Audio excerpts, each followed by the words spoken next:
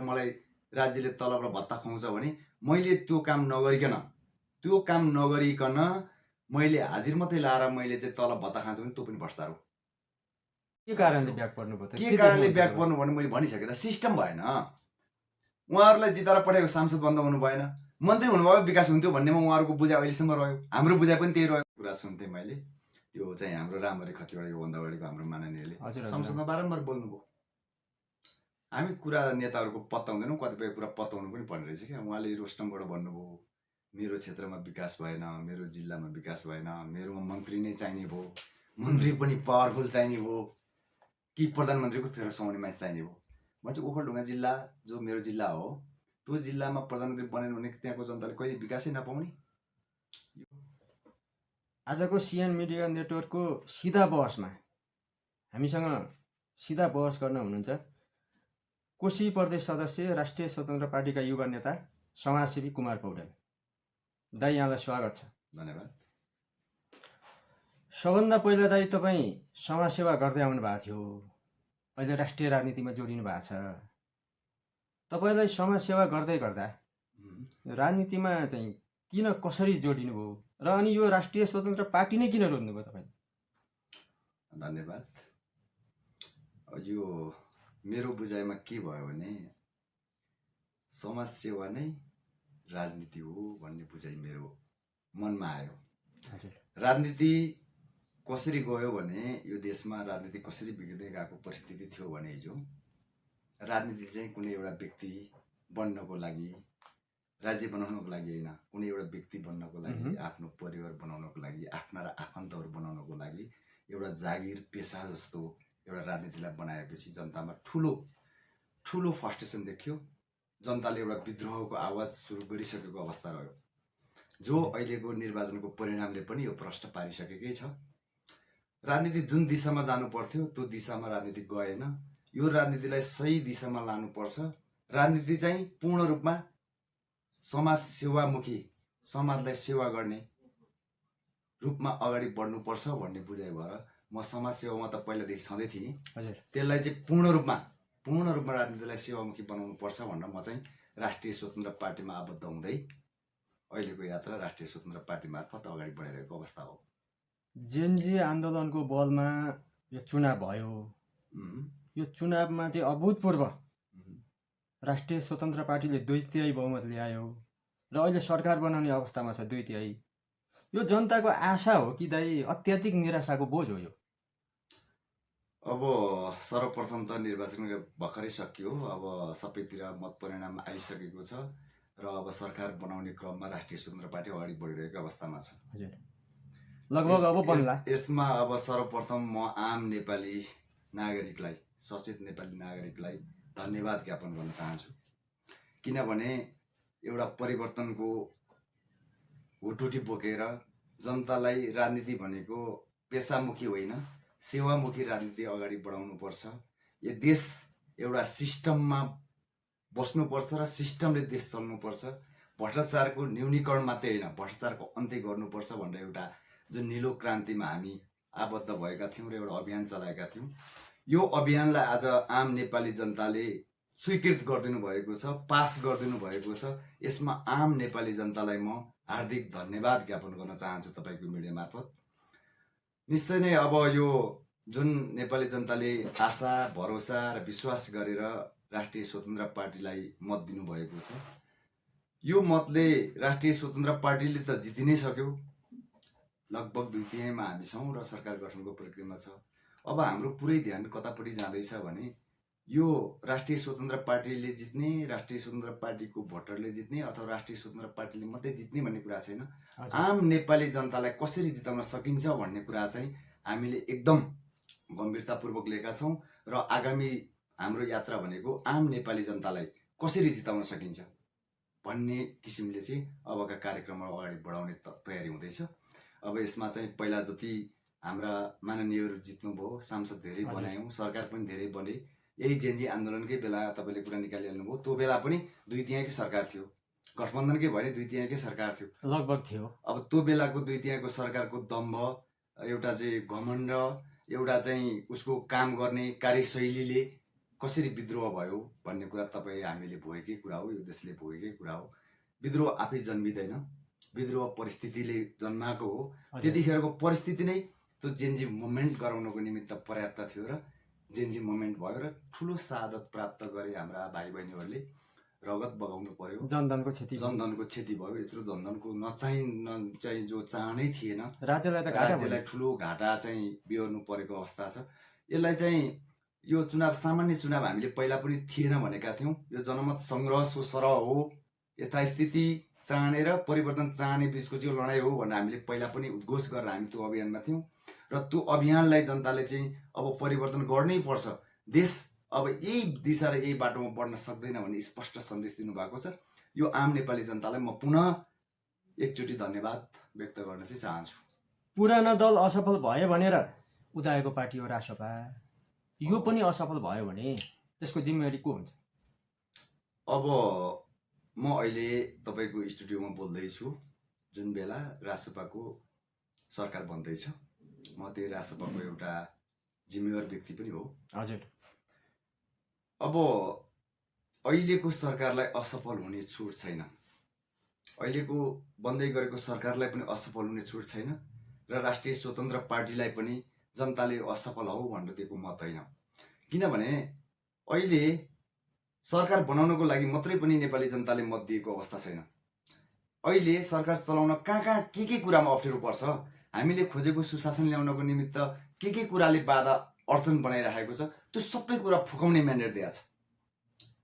जहाँसम्म लाग्छ अहिले विकासका अल्झनहरू भए, समृद्धिको यात्रामा आएका अल्झनहरू भए, देश चाहिँ एउटा डेभलपमेन्ट जुन तरिकाले विकसित हुनु पर्थ्यो त्यो विकसित हुन नसक्नेका कारणहरू जुन छ नि, ती सबै कुराको छिनोफानो गर्न सक्ने क्षमता राख्ने गरी नेपाली जनताले दिएको हुनाले यो राष्ट्रिय स्वतन्त्र पार्टीको सरकार असफल हुँदैन, हुनु हुँदैन, बनाउनु हुँदैन। सबै ध्यान हाम्रो त्यतातिर जाँदैछ र जान्छ। त्यसमा तहका साथीहरूले सबै ठाउँबाट त्यसमा चाहिँ साथ सहयोग गर्नु हुनेछ। आम नेपाली जनताले जसरी हिजो मत दिनुभयो त्यसै गरी यो सरकारलाई सफल बनाउन, आफ्ना सांसदहरूलाई उत्कृष्ट सांसद बनाउन, यो सरकारलाई उत्कृष्ट सरकार बनाउनको निमित्त सबै ठाउँबाट सुझावको आवश्यक छ, न कि तपाईँहरूबाट पनि सुझावको आवश्यक छ। हजुर, सुझावको आवश्यक छ। उपयुक्त सुझावहरूलाई यो पार्टी त्यो पार्टी, यो पार्टीको कार्यकर्ता त्यो पार्टीको कार्यकर्ता, यो ऊ नभनिकन आम नेपाली जनताको सुझाव सम्झेर राष्ट्रिय स्वतन्त्र पार्टीलाई उपयुक्त सुझावहरू तपाईँहरूले पनि दिनुपर्ने हुन्छ, आम नेपाली नागरिकले दिनुपर्ने हुन्छ र यो सरकारलाई असफल बनाउन दिनु हुँदैन, असफल हुन दिनु हुँदैन। राष्ट्रिय स्वतन्त्र पार्टीलाई सफल बनाउनु पर्छ, सफल बन्छ भन्ने मेरो बुझाइ हो। यो सबैको सहयोगमा सफल बनाउनु पर्छ। 2/3 सरकार बन्ने लगभग निश्चित छ। सरकार बनेपछि बाहना त चल्दैन पुरानो दलको जस्तो। सरकार बनेको पहिलो 100 दिनमा जनताले यो सरकारबाट के अपेक्षा राख्ने? अब अहिले तपाईँले गरेको क्वेसन आम नेपाली नागरिकको क्वेसन हो, सबैको हो यो क्वेसन, इभन मेरो पनि हो। हजुर। अब हामीलाई जुन जनताले एउटा स्वीकृत गरे, हामीलाई पास गरे, अभूतपूर्व यो विश्वास गुम्न दिनु हुँदैन भन्ने कुरामा हामी सबै तह र तबकाको साथीहरू लगनशील भएर लाग्नुपर्छ। जनताको विश्वासमा विश्वासघात गर्ने काम भयो। यदि भोलि हामीले जनताको चाहना अनुसार काम भएन भने, भोलि हिजो जसरी चाहिँ जनताको इच्छा र भावना अनुसार नचल्दाखेरि मन्त्री क्वार्टरबाट भागेको देखिहाल्नुभयो। प्रधानमन्त्री सहित भाग्नुपर्ने अवस्था आयो, उहाँहरू भाग्न सफल हुनुभयो, हेलिकप्टर चढ्दा पनि सुरक्षित ठाउँमा जान सफल हुनुभयो। तर अब यो छुट छैन कि राष्ट्रिय स्वतन्त्र पार्टीलाई डे 1 देखि आफ्नो डेलिभरी दिन सकिएन र जनताको इच्छा आकांक्षा पूरा गर्न सकिएन भने, यो जिम्मेवारीलाई एकदम आत्मसात गर्न सकिएन भने, जनताले दिएको मतलाई मेरो जिम्मेवारी हो भनेर हामीले काँधमा बोक्न सकिएन भनेदेखि चाहिँ भोलि यस्तो परिस्थिति सिर्जना हुनसक्छ, तपाईँले सोचेको भन्दा पनि अझ विकराल परिस्थिति सिर्जना हुन सक्छ। जबकि भोलि जनताले 5 वर्षभित्र जुन म्यान्डेट दिएर पठाएको छ, जनताको चाहना, जनताको एउटा देशलाई समृद्धि बनाउने चाहिँ हुटहुटीलाई पुरा गर्न सकिएन भने भोलि मलाई लाग्छ हामी भाग्न पनि हम्मे पर्ने अवस्था हुन सक्छ। यो कुरो सबै हाम्रा सांसदहरूले बुझ्नु भएको छ, हाम्रो अग्रजहरूले बुझ्नु भएको छ, हाम्रो पार्टी पङ्क्तिले बुझेको छ, सबै कार्यकर्ताले बुझ्नु भएको छ, सबै भोटर्सहरूले, सबै जनताले बुझेको छ। त्यही भएर एकदम जिम्मेवारीपूर्वक आफ्ना काम कारबार अगाडि बढ्छ, यसमा हामी विश्वस्त छौँ। नीलो क्रान्ति मार्फत भ्रष्टाचार अन्त्य गर्ने चुनावी बाचा पत्र यहाँहरूले प्रस्तुत गर्नुभएको थियो। ओके, तपाईँको पार्टी सभापति नै सहकारी काण्डमा आरोपित हुनुहुन्छ। यो अवस्थामा कसरी भ्रष्टाचार रोक्न सक्नुहुन्छ तपाईँ? यो आम जनताको क्वेसन हो यो। अब यस्तो छ, हामीले पार्टी सभापति हजुर आरोपित हुँदैमा दोषी हुँदैन। हामीले कहिले पनि भनेन राष्ट्रिय स्वतन्त्र पार्टीका सभापति जेल जाँदै गर्दा पनि यो हामीले सडकमा आएर आन्दोलन गरेर टायर काहीँ पनि बालेनौँ। तपाईँहरू देखिहाल्नुभयो इतिहासमा। हामीले यति भन्यौँ उहाँ निर्दोष हुनुहुन्छ। उहाँलाई पुराना राजनीतिक दलहरूले एउटा उदाउँदो शक्तिलाई जो भ्रष्टाचारको अन्त्य गर्छु भनेर चाहिँ आयो, जो अहिलेको विकृतिलाई फाल्छु भनेर एउटा उभार ल्यायो, जनतामा विश्वास जागृत गर्दै थियो, उसलाई जबरजस्त प्रतिशोध गरेको हो भन्ने कुरा हामी त क्लियरै थियौँ। आम नेपाली जनता पनि क्लियर हुँदै गएका थिए।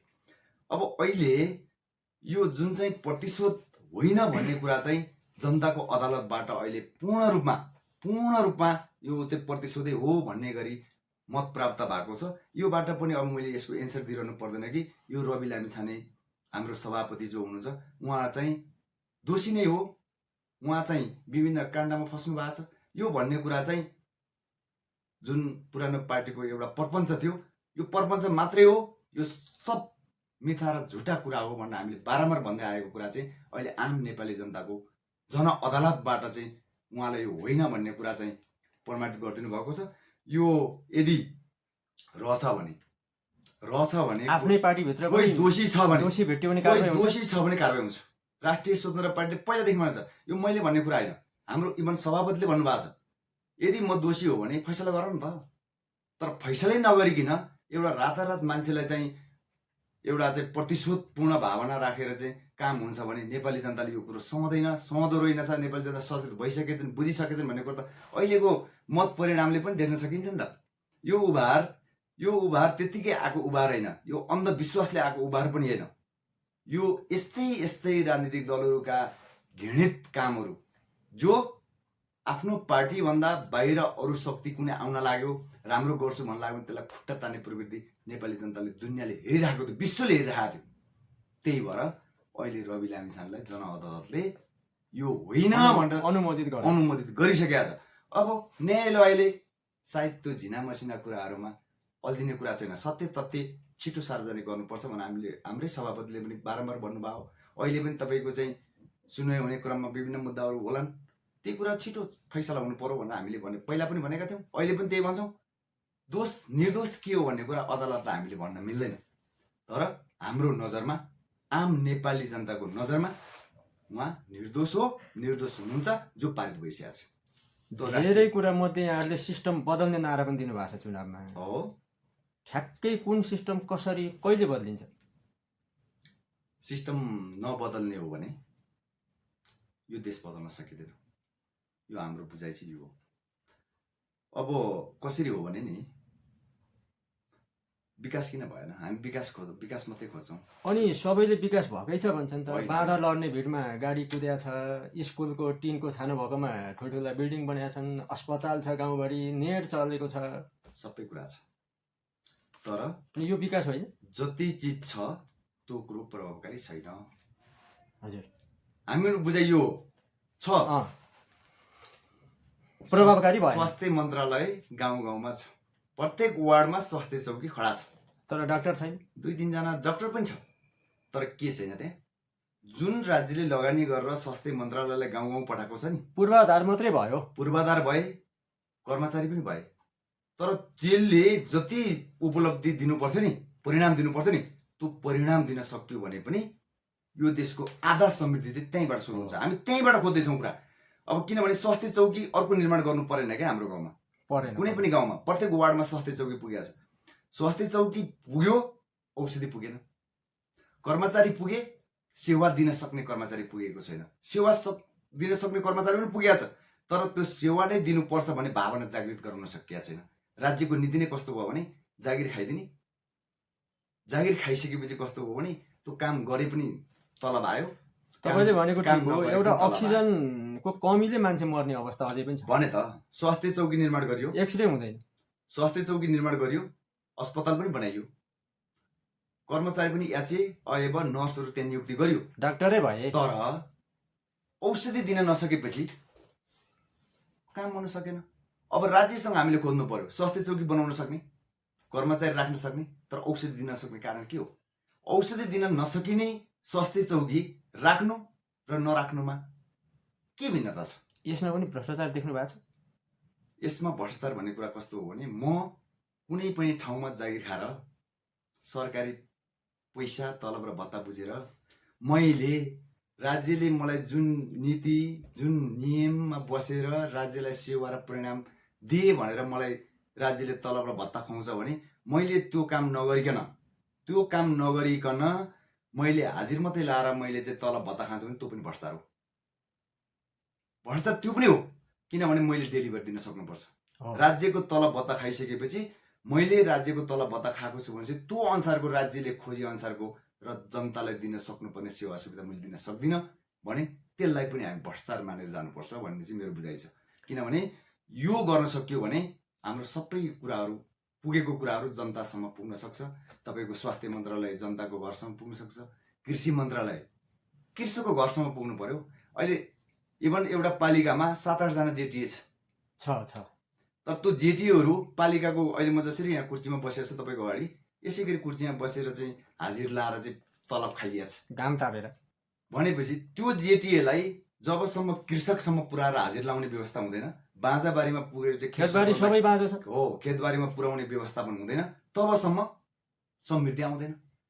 त्यो जेटिए त्यो बाँझाबारीमा पुग्नुपर्छ। अब कृषकसँग हुनुपर्छ त्यो जेटिए। कृषि मन्त्रालय त त्यहाँ पुगेको छ, कर्मचारी पुग्नु भन्दा कृषि मन्त्रालय पुग्नु न हो, तर उसको काम चाहिँ के छ त त्यहाँबाट हेरौँ न। त्यो कृषि मन्त्रालय लगेको लगानी चाहिँ हाम्रो गाउँठाउँमा चाहिँ उत्पादनमुखी भएको छ कि प्रतिदायक भइरहेको छ त? यो कुरामा विशेष ध्यान दिनुपर्ने देखिन्छ। अब नभएको होइन, सबै कुरो भएको हो, तर सिस्टममा नगर, सिस्टममा नगर न शिक्षामा सुधार हुन सक्यो, न स्वास्थ्यमा सुधार हुन सक्यो, न कृषिमा सुधार हुन सक्यो, न विकास बजेटमा सुधार हुन सक्यो। सबैमा राजनीति। विकास बजेटमा हेर्नु त सबैमा राजनीति। तपाईँको विकास गर्नको लागि के हुनु पर्यो? हाम्रै माननीयको कुरा सुन्थेँ मैले, त्यो चाहिँ हाम्रो रामहरि खतिवडा योभन्दा अगाडिको हाम्रो माननीयले संसदमा बारम्बार बोल्नुभयो। हामी कुरा नेताहरूको पत्ताउँदैनौँ, कतिपय कुरा पत्ताउनु पनि पर्ने रहेछ क्या। उहाँले रोस्टमबाट भन्नुभयो मेरो क्षेत्रमा विकास भएन, मेरो जिल्लामा विकास भएन, मेरोमा मन्त्री नै चाहिने भयो, मन्त्री पनि पावरफुल चाहिने भयो कि प्रधानमन्त्रीको फेरो समाउने मान्छे चाहिने भयो। म चाहिँ ओखलढुङ्गा जिल्ला जो मेरो जिल्ला हो, त्यो जिल्लामा प्रधानमन्त्री बन्यो भने त्यहाँको जनताले कहिले विकासै नपाउने। यो सिस्टम हामीले खारेज गर्ने कि नगर्ने?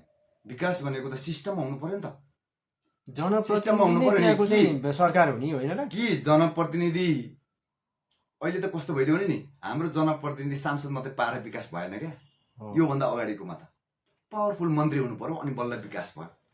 प्रधानमन्त्रीको क्षेत्रमा विकास भयो, मन्त्रीको क्षेत्रमा विकास भयो, तर एउटा सांसद बनाएर पठाउँदै गर्दाखेरि बारम्बार कहिले पनि विकास नहुने। त्यो कुरा त हामीले भने होइन नि त। योभन्दा अगाडि हाम्रो सांसदहरूले बारम्बार बोल्नु भयो नि त। तर त्यतिखेर हामीले त्यही भएर सिस्टम बदल्नु पर्छ भनेर राष्ट्रिय स्वतन्त्र पार्टीको जन्म हुँदै थियो। त्यो बेला उहाँले कहिले पनि भन्नु भएन मेरो क्षेत्रमा विकास भएन भनेर।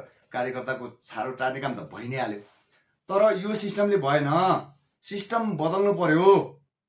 सबैको समान रूपमा एउटा चाहिँ क्षेत्रीय भेगी नहेरिकन, एउटा चाहिँ प्रभाव क्षेत्र नहेरिकन प्रभावित व्यक्ति, ठुलो व्यक्ति, प्रधानमन्त्री, गृहमन्त्री, अर्थमन्त्री नपाउँदा पनि, आफ्नो भेगीय सांसद नपाउँदा पनि एउटा सिस्टममा बजेट जानुपर्छ भनेर बोलिदिनु भएन हो। यही बोल्नको लागि राष्ट्रिय योभन्दा अगाडि नि तपाईँले कुनै मिडियामा भन्नुभएको थियो रामहरि खतिवडालाई, एकराज सुनुवारलाई हामीले बारम्बार जितायौँ तर केही पनि भएन। अब विश्वराज पोखरेलज्यू मान्य हुनुभएको छ राजसभाबाट। अब ओखलढुङ्गेली जनताले कस्तो विकासको अपेक्षा गर्ने उहाँबाट? अब उहाँ चुप्लाएर बस्नुहुन्छ कि गाउँ गाउँ जानुहुन्छ? रामहरि खतिवडालाई जिताउँदाखेरि बारम्बार भएन, जिताउँदा पनि हामीले केही पाएनौँ भनेर मैले भनेकै हो, भन्नुभएको थियो। तर कुरा चाहिँ के हो भने रामहरि खतिवडा पनि त्यो ओखलढुङ्गा जिल्लाको विकास गर्न नचाहने व्यक्ति चाहिँ होइन। एकराज सुनुवार पनि त्यो ओखलढुङ्गा जिल्लाको यो देशको विकास नहोस् भन्न चाहने मान्छे चाहिँ होइन। उहाँहरू के कारणले ब्याक पर्नुभयो त? यसको खोजी चाहिँ उहाँहरूले गरिदिनु भएन भने के कारणले ब्याक पर्नुभयो त? के कारणले ब्याक पर्नु भने मैले भनिसकेँ त, सिस्टम भएन। उहाँहरूलाई जिताएर पठाएको सांसद बन्द हुनु भएन, मन्त्री हुनुभयो विकास हुन्थ्यो भन्नेमा उहाँहरूको बुझाइ अहिलेसम्म रह्यो। हाम्रो बुझाइ पनि त्यही रह्यो। उहाँहरूले बारम्बार उहाँहरूले भन्नुभयो, योगेश भट्टराईजीले भन्नु भएन, एउटा इन्टरभ्यू सुन्नुभयो होला नि, भन्नुभयो एउटा विकास लानको लागि सबभन्दा पहिला योजना लिएर गएपछि त्यो योजना पारिदिने मान्छेलाई 10-15% दिनुपर्ने उहाँहरूले बोल्नुभयो नि त। 10-15% योजना लिँदाखेरि उसलाई दिनु पर्यो पहिला, त्यसपछि योजना जान्छ। योजना गइसकेपछि ठेकापट्टा हुन्छ। ठेकापट्टा भइसकेपछि गाउँमा भएका फेरि पार्टीका कार्यकर्ताहरूलाई पनि व्यवस्थापन गर्नुपर्ने। 2-4 चाहिँ आधी पैसा त्यतै सकिहाल्यो।